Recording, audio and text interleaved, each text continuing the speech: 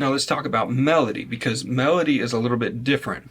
All right, there are some songs that you really love and are wonderful worship songs that belong in your private worship playlist on Spotify and not for your congregation. It's really, really, really hard to identify these. And sometimes you won't know that a song is just for your private worship life until you actually try to lead it congregationally. And it's like, wow, nobody else is really picking up on this. Or here's the more common problem.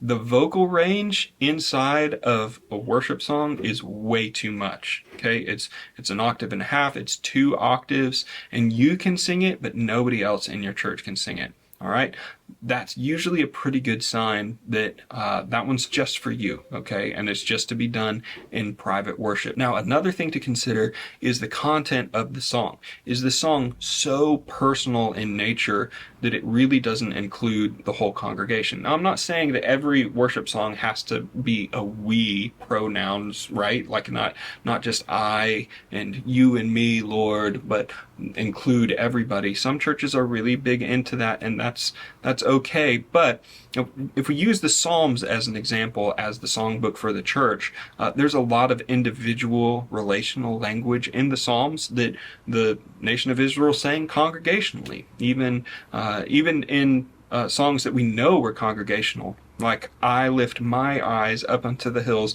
Where does my help comes from? My help comes from the Lord, maker of heaven and earth. All right, that psalm is congregational. That was a psalm of ascent. They would sing that on the way to Jerusalem to worship in the temple as one big people group. Okay, it's all singular language, so it's okay to use singular language in worship.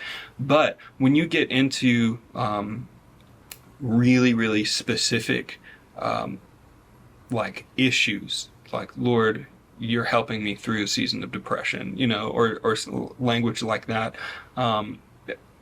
or it's the vocal range and the artistic nature of the music is such that it really takes people on a journey from one place to another place throughout the course of the song. Sometimes you're going to lose people halfway through because they're not there yet, and God hasn't brought them on that journey yet, okay?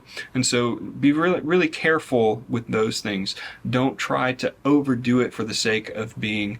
Your job is not to be the creative and artistic director of your congregation's artistic style. Okay, your job is not to introduce them to great music and to get this like contemporary Christian trash out of here, and to do away with all the God's Not Dead songs, and to really get into the John Foreman and the more artsy type of music. Okay, it's not holier because it's artsier. Okay, make sure that the content is congregational. Make sure that it works for a congregation before you actually put it in front of your congregation. If you still feel like it's a song that you really, really need to do, then talk to your youth leader about doing it as a special. All right, do it as special music. Don't try to get people to sing along if the melody is too difficult for a congregation, or if the content is too personal. Okay?